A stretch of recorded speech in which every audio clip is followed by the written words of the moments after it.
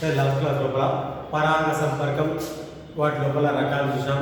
అయితే సాధారణంగా మొక్కలు ఆత్మపరాగ సంపర్కం జరిపేటువంటి మొక్కల లోపల మనకు ఆత్మపరాగ సంపర్కాన్ని నిరోధించి బాహ్య పరపరాగ సంపర్కానికి ప్రేరేపించేటువంటి అంశాలని ఇక్కడ బాహ్య ప్రజనన యంత్రాంగాలు అని చెప్పుకుంటాం. అంటే ఏవైనా మొక్కలు సాధారణంగా పుష్పించే మొక్కలన్నీ కూడా మనకు ద్విలింగక మొక్కలు అని చెప్పుకుంటాం. అంటే మనకు కేసరాలు మరియు అండకోశము రెండు కూడా విస్తరించి ఉంటాయి కాబట్టి ద్విలింగక పుష్పాలు ఉంటాయి. కాబట్టి ముఖ్యంగా ద్విలింగక పుష్పాలు అంటే వాటి లోపల కేసరాలు అండకోశాలు రెండు కూడా విస్తరించి ఉంటాయి. కాబట్టి ఆ కేసరాలు అండకోశాలు ఒకే పుష్పంలో ఉండడం వల్ల అవి ఆత్మఫలదీకరణ అనేటువంటి సర్వసాధారణంగా జరుగుతుంది. కానీ ఆ రకంగా ఆత్మఫలదీకరణ అనేటువంటిది ఎక్కువగా కొనసాగినట్లయితే ఆ మొక్కల క్షీణతకు కారకమవుతాయి. కాబట్టి ఆ ఆత్మఫలదీకరణ నిరోధింపజేసి మనకు బాహ్య ప్రజన యాంత్రికాలుగా మనకు బాహ్య ఫలదీకరణ జరిగేదానికి మొక్కల్లో ఏర్పరచుకున్నటువంటి అనుకూలనాలను మనం ఇక్కడ గమనిస్తే ఫస్ట్ ఒకటి భిన్నకాలిక పక్వత. అంటే కేసరాలు కానీ లేదా అండకోశం కానీ వేరు కాలాల లోపల అవి పక్వానికి వస్తాయి.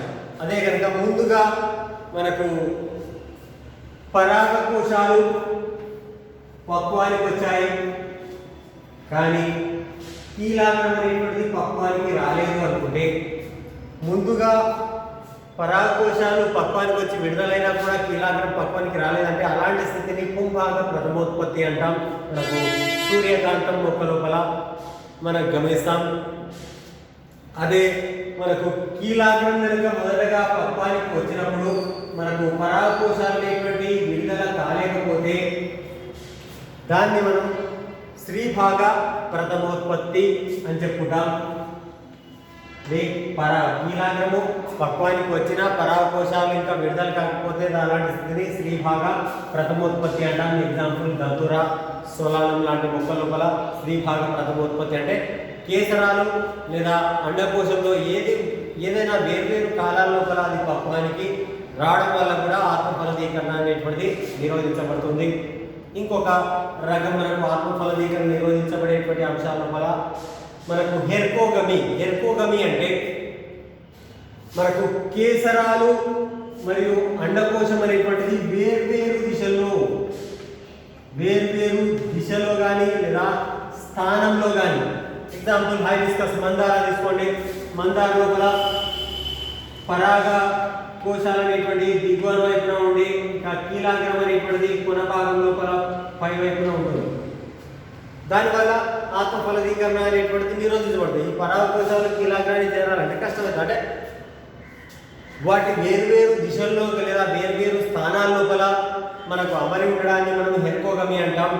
దానికి ఎగ్జాంపుల్ హైబిస్కస్ గ్లోరియోసా అంటే నాభి అనేటువంటి మొక్క. ఆ గ్లోరియోసా లాంటి వాటి లోపల వేర్వేరు దిశల లోపల ఉంటాయి. ఇంత లోపల వేర్వేరు స్థానాల లోపల మనకు విస్తరిస్తుంది. అంటే కేసరాలు అండకోశం వేర్వేరు దిశల్లో లేదా స్థానాల్లో అమరి ఉంటే దాన్ని మనం హెర్కోగమి అంటాం.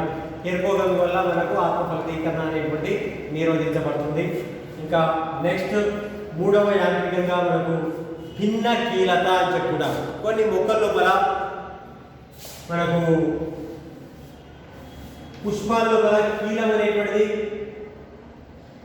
పొడవుగాను, కొన్నిటి లోపల ఆ కీలం అనేటువంటిది మనకు పొట్టిగాను విస్తరించి ఉండడం వల్ల కీలం యొక్క పొడవు భిన్నమైనటువంటి కీలాలను పొడవుగా ఒకటి పొట్టిగా ఉండడం వల్ల కూడా మనకు ఆత్మఫలదీకరణ అనేటువంటిది నిరోధించవచ్చు. ఇంకా నెక్స్ట్ ఇంకొక యాంత్రికంగా మనకు భిన్న ఆత్మవంద్యత్వం లేదా స్వయం విరుద్ధత అంటే కొన్ని కీలాగ్రాలు అదే పుష్పంలోని పరాగరేణువులు కీలాగ్రాన్ని చేరినా కూడా ఆ కీలాగ్రం అనేటువంటిది ఆ పరాగరేణువును మొలకెత్తనివ్వదు. అంటే దాన్ని స్వీకరించే స్థితిలో ఉండదు. దాన్ని పెరగనీయకుండా ఉన్నప్పుడు ఆ ఆత్మఫలదీకరణ అనేటువంటిది నిరోధించబడుతుందని చెప్పుకోవచ్చు. అంటే పరాగరేణువులు అదే పుష్పంలోని కీలాగ్రాన్ని చేరినా కూడా ఆ పుష్పంలో మనకు పరాగనాళం పెరగకపోవడం వల్ల ఆత్మ ఫలదీకరణ నిరోధించబడుతుంది. అంటే కొన్ని మొక్కల్లో ఆత్మ వన్యత్వాన్ని కలిగి ఉంటాయి. అంటే అదే పుష్పంలోని పరాగరేణువులు చేరితే అవి మనకు ఫలదీకరణకు తోడ్పడడం, అంటే పరాగనాళాలు ఏర్పడము, ఫలదీకరణ అనేటువంటిది జరగదు. అలాంటి స్థితిని ఆత్మవన్యత్వం లేదా స్వయం విరుద్ధత అని చెప్పుకుంటాం. దానికి ఎగ్జాంపుల్గా అబుటిలాన్, పుత్తూరు బెండ అంటాం. ఎల్లో రంగు లోపల పుష్పాలను కలిగి ఉన్నటువంటిది ఒక కుచ్చు లాంటి నిర్మాణంగా మీరు చూసి ఉంటారు. పుత్తూరు బెండ, అబుటిలాన్ వాటి లోపల ఆత్మవన్యత్వాన్ని కలిగి ఉంటుంది లేదా స్వయం విరుద్ధత. అంటే ఆ పరాగరేణువులు అదే పుష్పం యొక్క కీలాగ్రాన్ని చేరిన అది ఫలదీకరణ అనేటువంటిది జరగదు. ఇక ఇంకొక అంశం మనకు వస్తే ఏకలింగక పుష్పాలు కలిగి ఉత్పత్తి అనేటువంటిది కూడా మనకు ఆత్మ ఫలదీకరణను నిరోధిస్తుందని చెప్పుకోవచ్చు.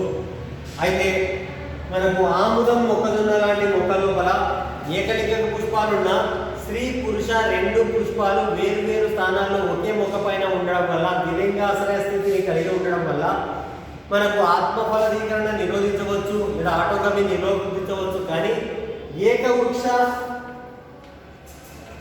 పరపరాగ సంపర్కం అనేటువంటిది జరుగుతుంది. ఇది ద్విలింగాశ్రయ స్థితి. అంటే ఒకే మొక్క పైన స్త్రీ పురుష అవయవాలు విస్తరించి ఉంటాయి. అంటే కేసరాలు, అండకోశాలు ఒకే పుష్పంలో కాకపోయినా మనకు స్త్రీ పుష్పాలు, పురుష పుష్పాలు ఒకే మొక్క పైన ఉండడం వల్ల ఏకవృక్ష పరాగ సంపర్కం అనేటువంటిది జరగవచ్చు. కానీ బొప్పాయి లాంటి వాటిలో కూడా ఏకలింగాశ్రయ స్థితిని కలిగి ఉంటాయి. అంటే ఉంటే అది పురుష మొక్కగాను లేదా స్త్రీ మొక్కగాను వేరువేరుగా ఉంటుంది. కాబట్టి అక్కడ ఏకవృక్ష పరాగ సంపర్కం కూడా జరగదు. ఖచ్చితంగా అది పరపరాగ సంపర్కమే జరుపుకోవాలి. అంటే పురుష పుష్పాలు లేదా స్త్రీ పుష్పాలు ఏవో ఒకే రకమైనటువంటి పుష్పాలు ఏర్పడతాయి. కాబట్టి అది పురుష మొక్కన స్త్రీ మొక్కన అనేటువంటిది వేరువేరుగా విస్తరించి ఉంటాయి. అలాంటి ఏకలింగాశ్రయ స్థితి కలిగినటువంటి మొక్కల లోపలైతే ఖచ్చితంగా మనకు పరపరాగ సంపర్కమే, ఆత్మపరాగ సంపర్కం జరగదు. కానీ మనకు ఆముదం, మొక్కజొన్న లాంటి వాటి లోపల ఏకవృక్ష పరపరాగ సంపర్కం అనేటువంటిది జరుగుతుంది. అంటే అది కూడా ఒక రకమైనటువంటి ఆత్మ ఫలదీకరణనే. కాబట్టి జన్యుపరంగా వాటి యొక్క జన్యుపరంగా ఆత్మ ఫలదీకరణనే, అంటే ఏకవృక్ష పరాగ సంపర్కం. ఇక్కడ ద్విలింగ ఆశ్రయ స్థితి కలిగినటువంటి మొక్కల్లో ఇది మనకు బాహ్య ప్రజనన యంత్రాంగాలు, అంటే ఆత్మ ఫలదీకరణ నిరోధించి మనకు పర ఫలదీకరణలకు లేదా పరపరాగ సంపర్కానికి ప్రేరేపించేటువంటి అంశాలు మొక్కల్లో ఏర్పరచుకున్నటువంటి అనుకూలనాలు అని చెప్పుకుంటాం. ఇది 4th క్వశ్చన్ అడుగుతాడు.